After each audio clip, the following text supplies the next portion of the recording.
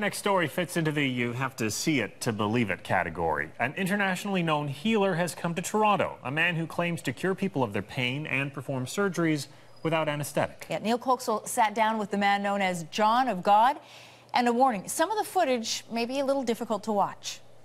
Lily Blood is full of hope despite a difficult diagnosis from infancy. I'm 11 and I'm a paraplegic and I had cancer in the spine. She's here with her family from New Jersey, along with more than 2,000 others at the convention center for a chance to see John of God. The Brazilian says he is not a doctor, not a religious leader, but a medium and healer.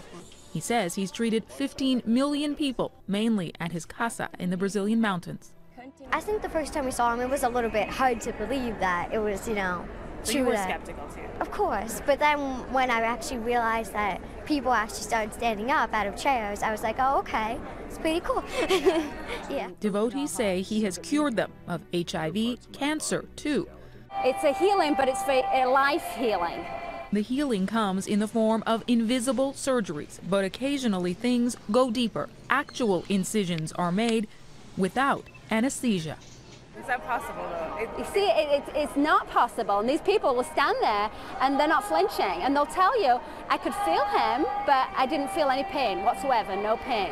The healing is free, but most everything else here comes with a cost. Blessed water at $3 a bottle, Brazilian crystals and meditation CDs. Organizers and believers say it is all just to cover expenses. I'd tell skeptics just to be skeptics. It's okay for surgeons to make millions, but we don't want healers to make money. Just then we're summoned by staff. John of God has asked to see us.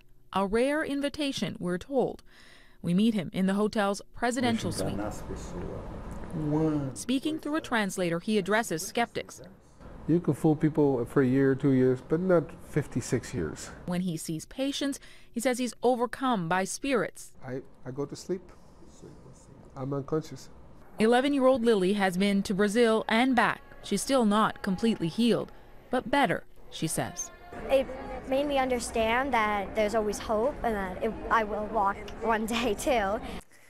Now, John of God claims that he was just a little bit younger than Lily, 8 years old, when he realized the powers that he says he has, and he started to use them then. You noticed everyone in the story was wearing white. They're told to come wearing white because John of God says it opens up their energy so he can read their energy better. It was really remarkable, Mike and Anne-Marie, to meet him. You know, when we're sitting there, he said, I am just John the man at that point, but he says he transforms and doesn't remember anything about his healings. Interesting story. Thanks for bringing it to us, Neil. You're welcome. Thank you, Neil.